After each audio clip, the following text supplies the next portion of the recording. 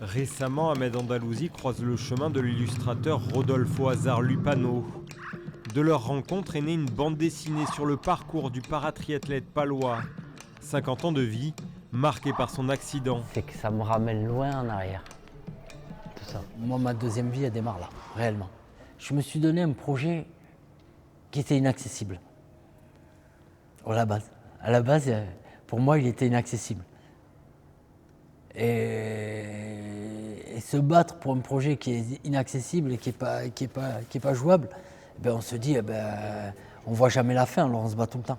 Moi, ce qui m'a touché, c'est le rebond en fait. C'est que quelqu'un qui n'aime pas le sport, qui n'est pas du tout prévu pour faire du sport, suite à un accident catastrophique, se retrouve complètement détruit, découvre le sport et décide de s'en servir pour se reconstruire et après il ne s'arrête plus, quoi. Démarrer dans la souffrance et on finit sur la joie au jeu. Quand je regarde les images de l'arrivée au jeu, j'étais heureux à la naissance de mon fils. C'est la plus belle, on peut pas l'enlever. Hein.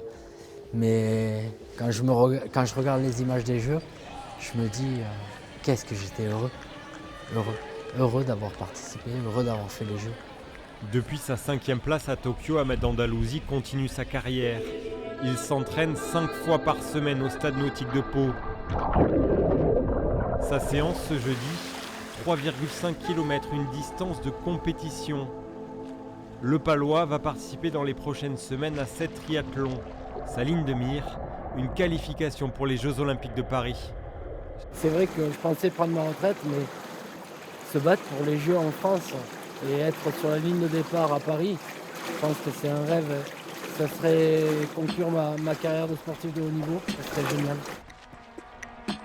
Pour son ultime défi, Ahmed pourra compter sur le soutien de son fils Mehdi et celui de sa femme Malika.